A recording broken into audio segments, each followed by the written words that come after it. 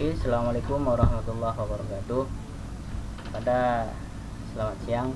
Pada pertemuan pertama, modul pertama, kita akan mencoba membahas pengenalan Windows. Nah, tujuan daripada praktikum pertemuan pertama ini yaitu memahami sedikit fungsi daripada Windows 10, memahami settingan Windows 10, dan memahami sedikit apa itu command prompt ya. Nah, peralatan dan bahan ya PC atau komputer atau notebook atau laptop. Nah, ini sedikit teorinya. Nah, Microsoft Windows atau yang lebih dikenal dengan sebutan Windows itu merupakan sebuah sistem operasi yang diciptakan oleh Microsoft. Nah, di mana sistem operasi ini menyediakan antarmuka grafis GUI ya, Graphic User Interface. Nah, agar lebih mudah dioperasikan oleh si pengguna. Jadi dengan adanya GUI ini user lebih mudah dalam mengoperasikan komputer. Nah, pada zaman sebelumnya, pada masa-masa sebelumnya itu masih menggunakan Microsoft DOS, yaitu tampilannya cuma ada hitam putih. Ini juga akan kita coba paparkan sedikit nanti di command prompt. Nah, kemudian sedikit mengenai fungsi-fungsi daripada Windows. Nah, yaitu salah satunya mengelola data input dan output serta mengendalikannya, kemudian mengendalikan dan mengelola sumber daya yang sedang dijalankan, termasuk perangkat lunak dan perangkat keras pada komputer. Ketiga, menghubungkan antara aplikasi dan perangkat keras sehingga dapat terintegrasi bekerja secara konsisten dan stabil. Yang keempat, itu mengelola proses yang terdiri dari persiapan, penjadwalan, serta pemantauan program yang sedang dijalankan. Oke, nah sekarang kita langsung mencoba ke praktikumnya ya. Nah, yang pertama, praktikum yang pertama kali yang akan kita coba yaitu informasi PC. Kita ingin melihat informasi komputer atau spesifikasi komputer yang kita gunakan. Nah, setiap komputer atau PC itu mempunyai tipe yang berbeda-beda atau spesifikasi yang berbeda-beda. Nah, baik dari sisi kecepatan prosesor, kecepatan RAM, dan lain-lain. Nah, di sini yang saya paparkan ada dua cara untuk dapat melihat informasi dari PC ya. Nah, yang A, memanfaatkan sistem informasi. Nah, cara pertama yaitu memanfaatkan sistem informasi. Anda dapat memanfaatkan sistem informasi untuk melihat spesifikasi komputer Anda. Caranya adalah sebagai berikut. Silakan buka Windows Explorer dengan cara biasa atau dengan menekan Windows E. Ya, tekan pada keyboard yaitu tombol Windows berbarengan dengan tombol E. Nah, muncul gini. Kemudian klik kanan pada My Computer atau di PC, kemudian pilih Properties. Nah, ini klik kanan, kemudian pilih Properties. Nah, maka operating system akan memberikan informasi terkait informasi yang ada atau spesifikasi daripada komputer yang kita gunakan.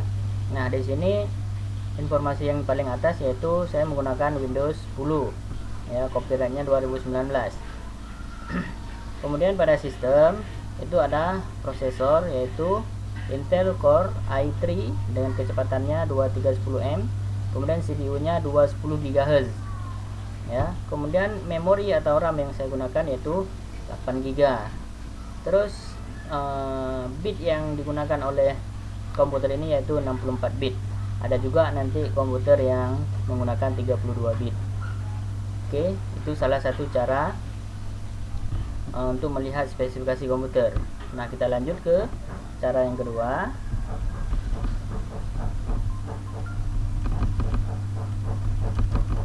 Nah, cara yang kedua kita menggunakan DXDiag. Cara mudahnya yaitu kita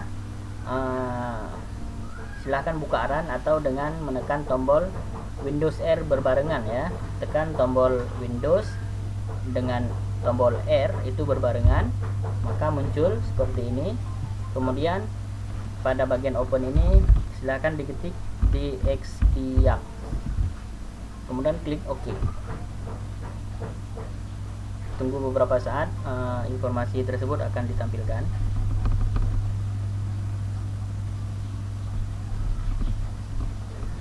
Oke. Nah, berikut informasi yang ditampilkan dari directional tool atau DXDiac tadi ya. Dari sistem kita dapat melihat lebih lengkap daripada informasi yang tadi ya. Nah, di sini kita menggunakan sistem model Aspire 4750, sistem manufakturnya Acer, prosesornya sama seperti yang ada di sistem informasi tadi. Kemudian di sini juga sama, cuma hanya lebih lengkap saja. Kemudian di sini kita juga bisa melihat displaynya. Nah, di sini kita menggunakan ada juga virtual RAM dengan sebesar 128 MB dan lain-lain sebagainya ya. Kemudian juga kita bisa melihat informasi tentang sound yang kita gunakan. Oke, saya rasa itu untuk poin melihat spesifikasi komputer. Nah, kita lanjut. Kemudian, nah, pembelajaran yang kedua yaitu kita akan mencoba mengoperasikan kontrol panel, ya, kontrol panel. Nah, cara yang paling mudah untuk mengoperasikan kontrol panel atau membuka kontrol panel itu sama langkahnya seperti tadi. Kita tekan barengan tombol Windows dan tombol R sehingga muncul seperti ini tadi. Maka silahkan diketik kontrol panel. Jangan keliru dalam pengetikan. Kalau keliru dalam pengetikan maka dia nggak ada respon ya. Ketik kontrol panel kemudian klik OK. Nah, berikut halaman kontrol panelnya. Nah, pada bagian view by ini kita bisa melihat berdasarkan kategori. Nah, jadi dia lebih dikategorikan, kemudian bisa juga kita lihat dengan large icon, kemudian bisa juga kita lihat dengan small icon. Oke.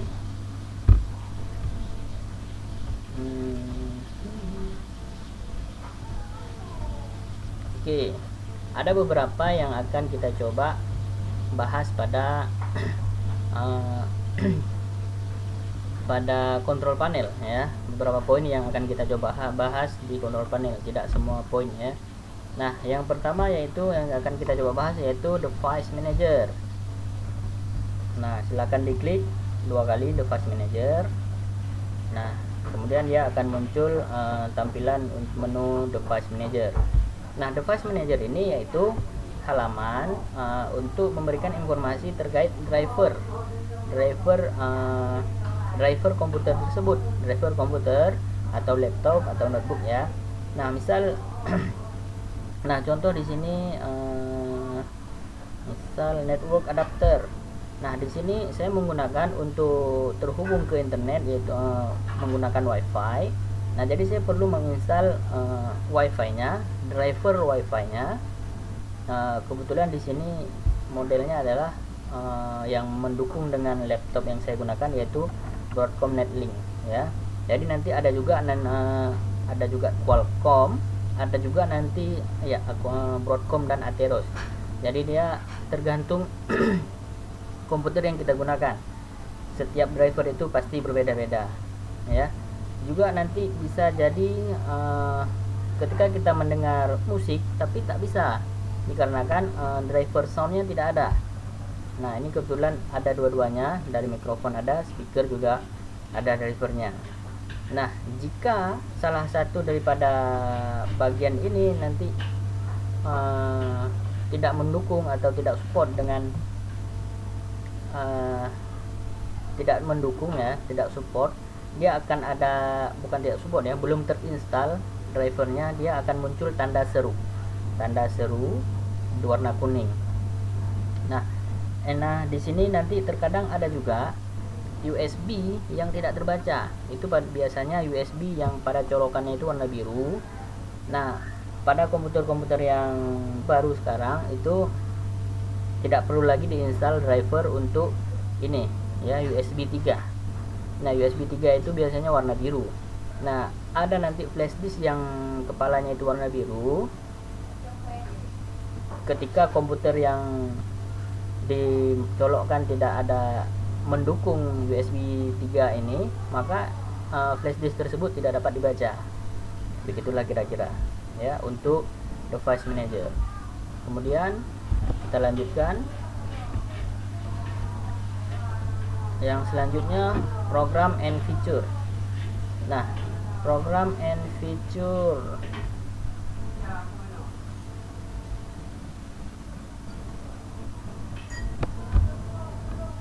program and feature.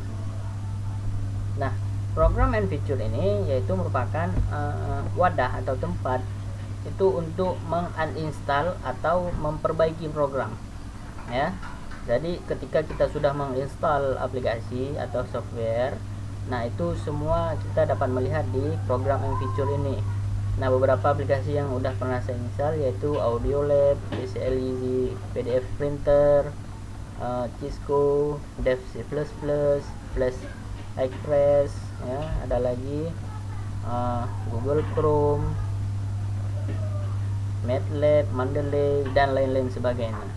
Nah, jika ada salah satu software yang akan kita hapus, misal akan saya coba, ini hanya simulasi tapi saya tidak menghapusnya.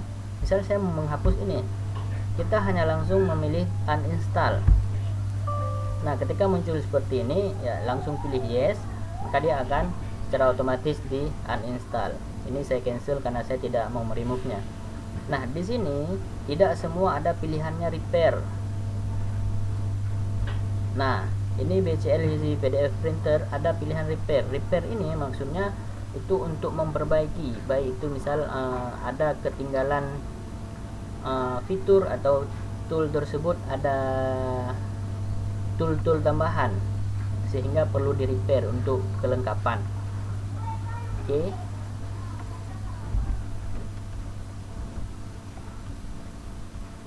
Nah, yang ketiga the fragment and optimize device.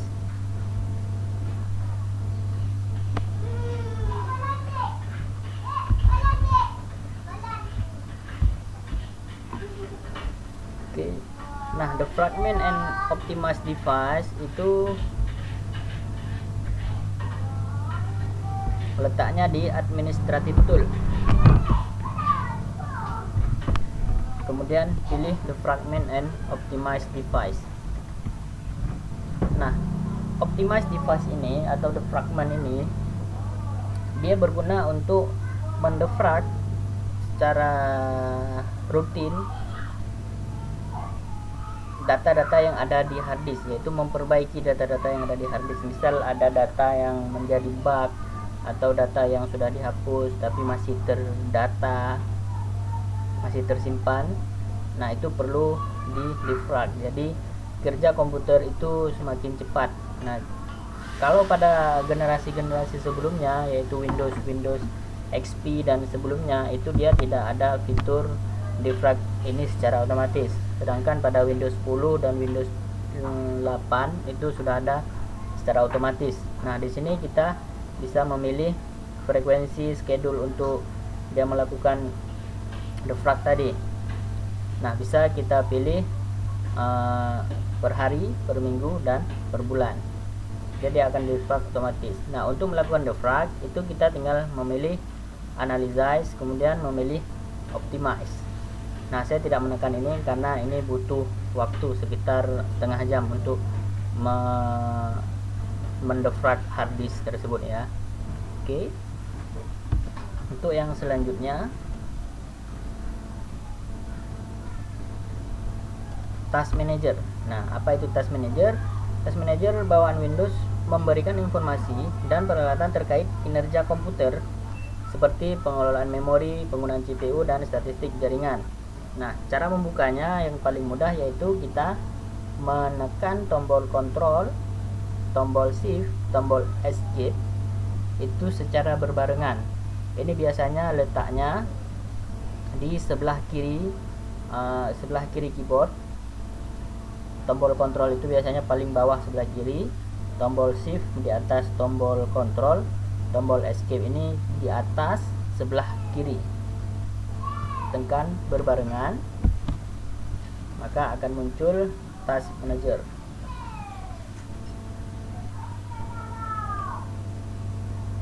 Nah, ini sedikit berbeda dengan yang saya tampilkan di sini karena tadi saya baru saja mengupdate. Oke, sama ya. Tadi saya baru mengupdate Windows. Nah, di sini banyak aplikasi. Ini kecepatan CPU, memori, disk, dan network. Nah, misal ada terlalu banyak aplikasi yang kita gunakan sehingga di sini bisa mencapai 90%, maka kita bisa menghentikannya. Nah, misal ini dia memakan memori sebanyak 240 MB.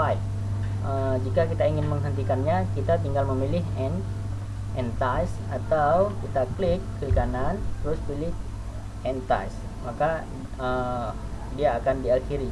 Ini saya contohkan task manager sendiri. Yang saya contohkan yaitu aplikasi task manager ini sendiri yang saya end task kan, jadi dia langsung mati otomatis. Oke. Kemudian yang selanjutnya, sedikit kita mempelajari command prompt. Apa itu sih command prompt? Nah, command prompt itu yaitu program komputer atau sistem operasi yang masih berbasis DOS, yaitu hitam dan putih. Ya, pada dasarnya semua operating system itu pada awal mulanya itu memang belum ada graphic user interface yang seperti kita lihat ini. Dia cuma ada hitam dan putih, yaitu dia masih berbasis DOS. Ya, kalau sekarang udah ada graphic user interface. Nah, graphic user interface itu dia sudah bergambar, sudah berwarna, ya gitulah kira-kira ya. Jadi apa-apa aja perintah di command prompt, nah itu banyak. Nah, ini kita coba untuk membukanya terlebih dahulu ya. Seperti tadi, tekan tombol Windows dan R berbarengan, maka akan muncul ini. Kemudian ketik saja cmd, kemudian pilih OK. Nah, dia muncul seperti ini. Nah, jika kita ingin mengetahui perintah apa saja sih yang disediakan oleh command prompt ini, ketik saja help ya, kemudian kemudian tekan enter, maka dia akan memberikan semua informasi perintah-perintah yang dapat digunakan dari fungsi command prompt ini, baik assault, trip, break, call, cd, dan lain-lain sebagainya. Nah, jadi saya tidak membahas semua yang ada di sini, hanya beberapa saja yang saya coba bahas. Yaitu yang pertama, pindah posisi ya. Nah, pindah posisi. Nah, posisi awal saya yaitu C user atir. Nah, jika di graphic user interface itu berada di posisi ini, C user atir, mana ya?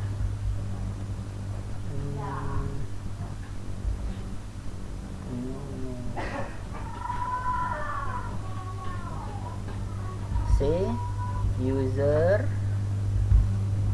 atir. Nah, jadi posisi saya itu kalau di CMD itu ini ya, C user atir. Kalau di graphic user interface-nya posisi saya di sini. Nah, kita akan berpindah posisi, misal akan berpindah ke drive D. Tekan saja, ketik saya D, kemudian tanda petik 2, kemudian enter. Nah, posisi saya sekarang adalah pada D. Nah, kita balik ke kemari, maka posisi saya di graphic user interface adalah di sini. Nah, kemudian kita akan melihat apa saja sih yang ada di D itu. Ketik saja dengan perintah dir, dir, kemudian enter. Nah, berikut data-data yang ada di data D tersebut. Nah,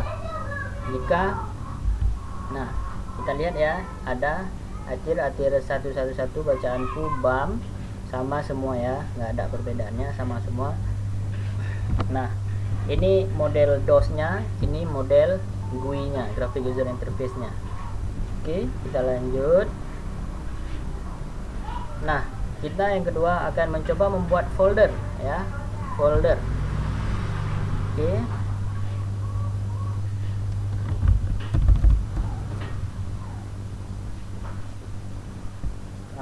Cara membuat folder itu kita hanya perintah make directory, ya, make directory, yaitu md atau mkdir, ya, boleh salah satu. Misal kita mau buat nama foldernya pertemuan 1. Oh, tidak boleh menggunakan spasi, dia akan membuat 2 folder. Pertemuan 1, maka enter. Nah, untuk membuktikannya kita lihat kembali dir, ada nggak yang namanya folder 1, pertemuan 1 tadi, pertemuan 1. Nah, ini sudah ada, ya, pertemuan 1. Coba kita cek ke bagian ini, sudah ada nggak namanya pertemuan 1. Oke. Nah, dia muncul, ya, pertemuan 1. Jika belum muncul di bagian ini, coba di refresh, nanti dia akan muncul. Nah, setelah kita coba buat folder, nah, kita coba menghapus folder tersebut, ya. Nah, untuk menghapus boleh rm, boleh juga rmdir. Lupa saya, rd, ya, remove directory, rd atau rmdir. Nah, akan kita coba hapus rmdir pertemuan 1, enter. Nah, kita lihat kembali apakah pertemuan 1 itu masih ada. Nah, di sini masih ada pertemuan 1. Ini kita enter, apakah dia masih ada? Coba kita lihat. Nah, di sini tidak ada lagi pertemuan 1 tadi karena sudah dihapus. Nah, ini saya akan coba hapus juga latihan 1, ya, latihan 1. Oke. RD latihan 1. Oke, dia. Nah, latihan 1 juga sudah tidak ada lagi. Oke. Untuk pertemuan hari ini saya rasa oke. Ini yang terakhir, ya, sebelum kita sebelum kita matikan komputernya dengan ini tugas. Coba nanti dipelajari cara mematikan Windows Update, ya. Kemudian coba juga dipelajari cara merubah region. Kemudian coba juga pelajari cara membuat akun user dari control panel. Kemudian coba pelajari memindahkan file dari CMD, copy cut atau copy paste juga boleh, tapi dari CMD, bukan dari graphic user interface. Nah, yang terakhir kita akan mencoba mematikan komputer melalui CMD tersebut. Jadi jika kita tidak paham dengan beberapa perintah, ketik saja help shutdown. Nah, ini akan menampilkan semua perintah-perintah yang ada pada shutdown. Nah, berikut perintah-perintahnya yang terlalu banyak, saya juga tidak paham. Ini sebagian saja. Nah, ini menyatakan untuk memberi komentar, T untuk menyatakan waktu, terus ada lagi H untuk menyatakan hibernate, kemudian A untuk membatalkan, kemudian ada R untuk restart, kemudian ada S untuk mematikan. Oke, sekarang kita akan coba matikan shutdown /S spasi /T ini untuk time, waktu, buat saja 30. Itu maksudnya 30 detik, selama 30 detik ke depan komputer akan mati. Kemudian kita buat juga C. Nah, ini maksudnya adalah komentar. Jadi misal kita buat komentarnya dalam waktu 30 detik komputer akan mati dan selamat istirahat, ketik 2, kemudian enter. Nah, maka komputer akan memberikan pesan you are about to be signed out, ya. Dalam waktu 30 detik komputer akan mati dan selamat istirahat. Oke, jika dibatalkan maka ketik saja shutdown -A, maka komputer akan dibatalkan untuk dimatikan.